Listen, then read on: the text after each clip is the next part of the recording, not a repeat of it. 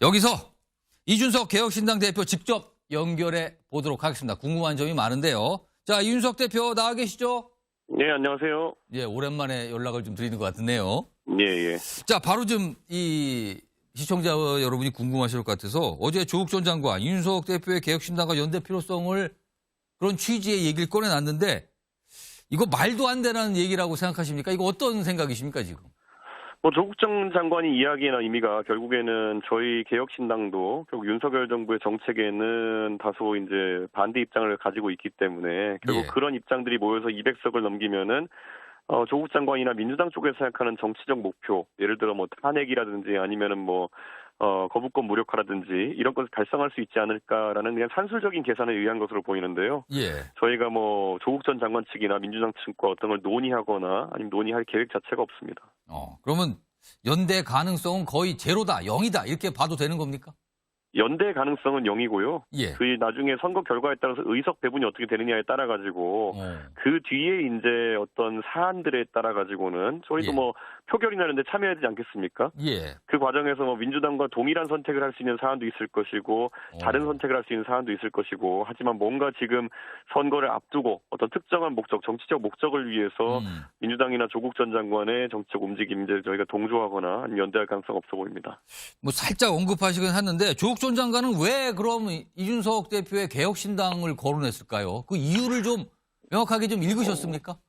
아까 말씀드린 것처럼 그 조국 전 장관의 생각으로는 산술적으로 그렇게 의석수를 합치면은 뭐 200석이 넘기 때문에 그의 부수적인 어떤 탄핵이라든지 이런 정치적 절차를 진행할 수 있다는 설명을 하는 것으로 보이는데 저는 아까 말씀드린 것처럼 선거를 앞두고 그런 목적 자체가 선거의 중심에 서는 것은 굉장히 위험할 뿐더러 저희 개혁신당은 계속 개혁을 하겠다는 말씀을 드리고 있습니다. 그렇기 때문에 저희의 의도와는 전혀 관계없는 조국 전 장관의 어떤 산술적인 기획이다 이렇게 생각합니다. 그러니까 가능성은 제로다. 요 답으로 뭐 설명이 좀 되는 것 같습니다. 다음 질문 좀 드리겠습니다. 얼마 전에 이낙연 전 대표를 윤핵관에 비유하셨어요. 이낙연 신당과는 이렇게 되면 이제 연대는 정말 어려지고 있다. 이렇게 봐야 되는 겁니까? 아니면 다른 어떤 열려 있는 게 더 있는 겁니까?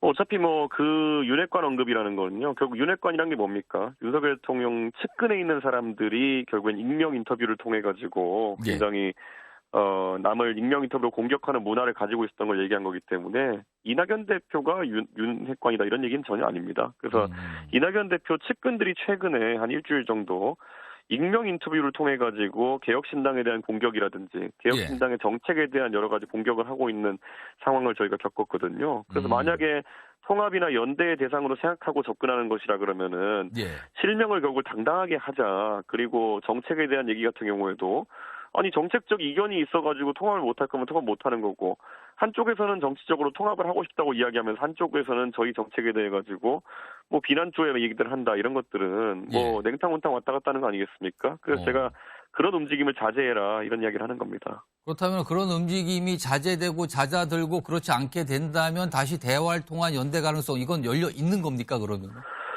저는 뭐 저를 비난한다고 해서 어떤 문제가 되는 게 아니라 뭐 예를 들어 메시지가 한쪽에서는 까고 한쪽에서는 띄워주고 이런 것들이 국민에게 상당한 혼란을 줄 수 있는 것이기 때문에 저희가 좀 경계를 하라고 말한 것이었고요. 왜냐하면 국민들이 봤을 때 한쪽에서는 까고 한쪽에서는 그런 식으로 또 띄워주면은 결국 진정성 없는 어떤 논의가 아니냐 이렇게 생각할 수 있기 때문에 메시지를 조절하라는 이야기를 전달한 거였습니다. 자, 얼마 전에 지금 다른 제3지 정당을 향해서 수용 불가 인사 때문이다. 이렇게 언급하셨는데 이거 누구를 구체적으로 말씀하신 걸까요? 제가 언론에서 몇 번 언급했는데 사실 제가 원래 같이 할 수 있는 인사의 스펙트럼을 넓힐 때 예를 들어서 뭐 그 정의당의 과거 노회찬 의원이 가졌던 스펙트럼까지도 저희는 받아들일 수 있다. 노회찬 의원이 인권이나 아니면은 이런 여러 가지 사회 아젠다에 대해서 가졌던 관점들은 저희가 받아들일 수 있다. 하지만 저희가 음모론자는 철저히 배척하겠다 이런 얘기를 했거든요. 그런데 지금 보면은 결국에는 개혁 미래당이라고 하는 곳에 함께하고자 하는 인사 중에 보면은 뭐 천안함 폭침이라고 하는 것이 북한의 소행이 아니라고 이제 주장하는 분들도 있는 것 같고 그리고 또 뭐 저와 정책적으로 의견이 다른 분들이 있을 수 있겠지만은 그런데 아예 원색적으로 이준석을 비난하는 것을 뭐 좀 계속 정치적으로 해오셨던 분들이 갑자기 안면몰수하고 이제 이준석이 사실상 대표로 있는 개혁신당과 함께하겠다고 할 때는 뭔가 입장 전환이 됐으면은 그에 대한 표현이 있어야 되는 것이거든요. 예. 가장 이례적이었던 게 과거 이제 저는 어떤 뭐 전장현이나 이런 단체가 활동했을 때 저는 그 단체가 주장하는 바와 관계없이 주장하는 것은 무엇이든 주장할 수 있지만은 서울 지하철을 막아 세우는 방법으로 자신들의 뜻을 관철하려고 하는 것은 안 된다 이렇게 얘기한 적이 있거든요. 그래서 예. 그게 사회적으로 굉장히 큰 논쟁이 됐던 적이 있는데 그때 저에 대해 가지고 굉장히 반대 의견과 또 원색적인 비난을 하셨던 박경석 전장현 대표의 그 와이프 되시는 뭐 예. 배복주 전 정의당 부대표라든지 아. 이런 분들이 이제 함께하고 계신데 사실 예. 부부간에도 의견이 다를 수도 있지만은 배복주 부대표 본인도 저에 대해 굉장히 원색적인 이런 이야기를 하신 분이거든요. 예. 근데 이런 분들이 선거가 다가왔다고 해가지고 이준석이 주도하는 개혁신당과 함께할 수 있다? 이거는 국민들이 봤을 때는 다소 중간에 좀 풀어야 될 지점이 있지 않나 이렇게 생각할 겁니다. 그런데 그런 거 없이 이제 간다고 하면은 예. 나중에 뭐 당들이 합당했을 때 시너지가 나야 되는데 시너지가 안 나지 않겠습니까? 그렇기 예. 때문에 저는 그런 것들에 대해 가지고 이미 한 달도 넘게 전부터 그 개혁 미래당 인사 측에다가 이런 부분은 뭐 인사를 배제하고 이런 문제가 아니라 어떻게든지 간에 뭐 해명을 해야 되는 거 아니냐 이런 얘기를 하고 있습니다. 그런데 거기에 대한 아무 반응 없이 이제 가고 있기 때문에 저는 그러면은 여기 있어가지고는 이런 문제에 대한 해결 의지가 없구나 이렇게 받아들이고 저는 뭐 그 의사 그대로 받아들이고 있습니다. 예. 알겠습니다. 약간 좀 여러 가지 이제 어떤 이 문제점 이런 걸 좀 말씀하셨는데 사실 좀 다른 주제로 가보면 오늘 한국갤럽 여론조사가 나왔는데 예. 그 신당이 포함된 지지율 조사가 있었어요. 정당 지지율 조사. 근데 예. 개혁신당 지지율이 3% 정도에 머문 수치가 나왔거든요. 이거 좀 어떻게 보셨을까요? 그게 이제 이준석 신당으로 되던 조사들이 개혁 신당으로 바뀌면서 지금 일시적으로 나타나는 현상들인데요. 그 조사 기관이 갤럽이었습니다 오늘. 그런데 예. 이틀 전에 세계일보에서 의뢰해가지고 갤럽에서 한 동일한 방식의 조사에서는 8%가 나왔거든요. 그렇기 때문에 그런 거야말로 이제 조사 방식이 이준석 신당에서 개혁 신당으로 바뀌면서 예. 그 안에서 이제 인지도 문제가 발생하고 있는 것이고요. 오늘 그 발표된 갤럽 조사에서 보면 정치 고관여층에서는 6% 정도의 결과가 나왔고 예. 정치 저관여층으로 가면 1% 정도의 결과가 나왔거든요. 예. 그렇기 때문에 말 그대로 당명 인지도에 문제가 있는 상황이고요. 같은 조사에서 이낙연 대표의 개혁미래당은 이낙연 신당이라는 이름으로 조사를 했습니다. 그렇기 때문에 예, 뭐 그런 뭐 실제 구체적인 디테일이 있는 것이고요. 예. 개혁신당에 대한 인지도가 올라가면 올라갈수록 그 부분은 보완될 거로 보입니다. 알겠습니다. 그러니까 당명에 이름이 들어가진 상황 아직은 낯설다 이런 취지의 말씀인 것 같고요. 예, 실제 그 여론조사 전문가들이 오늘 결과에 대해 분석하는 결과입니다. 예. 알겠습니다. 유승민 전 의원 사실은 이준석 대표와 같이 가지 않겠느냐라는 전망이 많았는데 좀 예상과 달리 지금 국민의힘에 잔류가 됐어요. 이거 좀 아쉽게 생각하는 게 좀 큽니까? 마음이 좀 어떠신가요? 이 부분은? 뭐 유승민 의원이 제가 워낙 유승민 의원을 잘 아는 편이기 때문에 상당히 깊은 고민이 있었다는 것은 다들 이해하고 있습니다. 그리고 유승민 의원 같은 경우에는 뭐 이제 58년생이다 보니까 아무래도 이제 마지막 도전의 시기라고 이제 보고 계신 것 같아요. 그래서 조금 더 안정적인 도전을 하시겠다는 의도로 받아들이고 뭐 그 도전에서 유승민 의원도 성취하고 싶은 바를 성취하길 기대하고 있습니다. 알겠습니다. 요거는 약간 좀 다른 결인데요. 한동훈 비대위원장 얘기 좀 해보겠습니다. 약간 이게 직접적 대면은 아니지만 설전처럼 비춰진 게 한동훈 비대위원장이 국회의원 세비를 좀 많이 줄이자, 중위소득 수준 줄이자는 얘기를 꺼내놓고 윤석 대표는 그렇다면 법무부 장관 대통령이 솔선수범하면 찬성하겠다는 입장을 냈어요. 근데 오늘 한동훈 비대위원장이 싫으면 시집가 수준이다라고 또 그거를 반박을 했는데 이거 좀 어떻게 좀 입장을 더 내실까요, 그럼? 저는 우선 저희 연령대 대부분의 사람들은 싫으면 시집가라는 말이 무슨 말인지 잘 모릅니다. 그렇기 때문에 대중적인 언어는 아니라는 생각이 들고요. 예. 저보다 젊은 사람들도 그런 용어를 잘 이해하지 못하겠죠. 그리고 두 번째로는 한동훈 위원장이 결국 국회의원은 그게 이제 균등화해가지고 중위소득을 보면은 3,400만 원 정도 연간 소득이거든요. 예.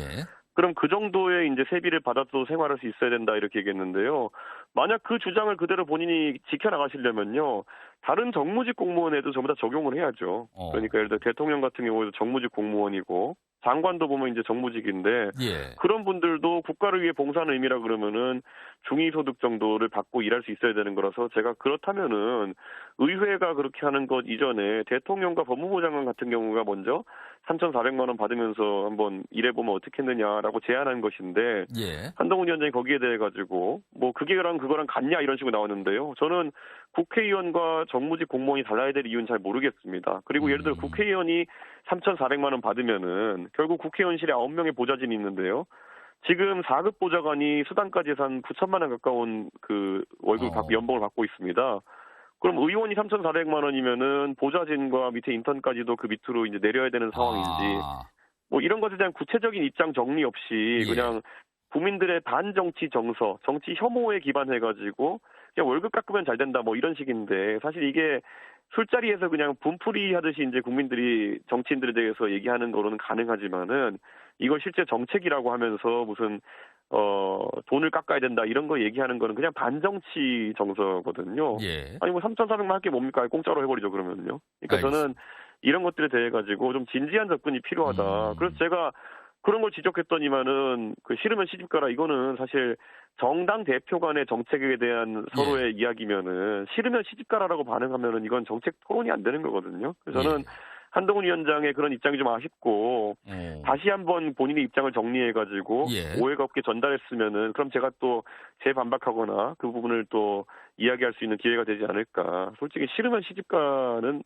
무슨 얘기인지도 모르겠고 또 이게 논의를 더 진척시키기 위한 대화라기보다는 그냥 지적에 짜증스럽게 대답하는 모습으로밖에 안 보이거든요. 좀 안타깝습니다. 자, 오늘 이준석 대표 요 발언에 대해서 아마 한동훈 비대위원장이 아마 기회가 되면 질문을 받거나 얘기할 수도 있어요. 기다려보도록 하고요. 사실 민주당이 이 선거제, 특히 비례대표를 어떻게 뽑을까 이 선거제를 놓고 그동안 결정을 못하고 있는데 오늘 이재명 대표에게 다 위임하겠다라고 얘기가 나왔거든요. 이재명 대표는 결국은 어떤 선택을 할 걸로 전망하십니까? 이재명 대표가 결국은 선거에 있어가지고 자신감을 많이 잃어가고 있고 그렇기 때문에 병립형을 통해가지고 본인이 공천권을 실질적으로 행사할 수 있는 그런 의석수를 찾으려고 하는 것 같은데요. 저는 이재명 대표의 그런 움직임이라는 것이 결국 지금 윤석열 정부에 대한 굉장한 이제 불만이 높아지는 상황 속에서 결국 박진감 있게 또 이렇게 자신감 있게 정권 교체를 하는 그런 적임자는 아니라는 것을 스스로 자인하는 것이다 이렇게 생각합니다. 사실 지금 민주당의 지지율이 이재명 대표의 최근의 부진에도 불구하고 상대적으로 높게 유지되는 것은 결국 의당이 그 의석이 제일 많은 제1야당이기 때문에 결국 민주당이 윤석열 정부 심판에 가장 적합한 당이라고 생각하는 여론도 있을 텐데요. 이재명 대표 리더십은 그런 여론을 받쳐주기에 좀 부족한 것 같고 저희 개혁신당 입장에서는 저희가 윤석열 정부에 대해서 꾸준한 비판도 해오고 있지만은 이재명 대표보다는 훨씬 박력 있게 그 윤석열 정부에 대한 지적을 하고 또 대안을 제기 위해 노력하겠습니다. 요거 마지막 질문 하나 드릴 텐데요. 요거는 지금 신당들과도 관련이 있는데 만약에 이재명 대표 민주당이 과거 제도인 병립형으로 돌아갈 것을 선택을 하게 된다면 개혁신당 입장에서는 굉장히 좀 상황이 불리해지는 거 아닙니까? 이거 어떻게 좀 봐야 됩니까? 어차피 그런데 뭐 위성정당을 양당이 어떤 형태로든 누구는 뭐 위성정당이라고 하고 누구는 뭐 연합신당이라고 하고 이렇게 할 텐데 어떻게든 만들 계획이었기 때문에 지난 21대 총선에서도 연동형과 병립형에 큰 차이가 없었습니다. 그렇기 때문에 이번에도 저희 개혁신당 입장에서는 그런 어떤 양당의 추태만 더 부각될 뿐이지 선거 결과에는 큰 차이가 없다는 입장을 갖고 지금까지 임해왔습니다. 알겠습니다. 오늘 말씀 뭐 다양한 질문에 답을 해주셨는데 여기까지 듣도록 하죠. 지금까지 이준석 개혁신당 대표였습니다. 고맙습니다. 감사합니다.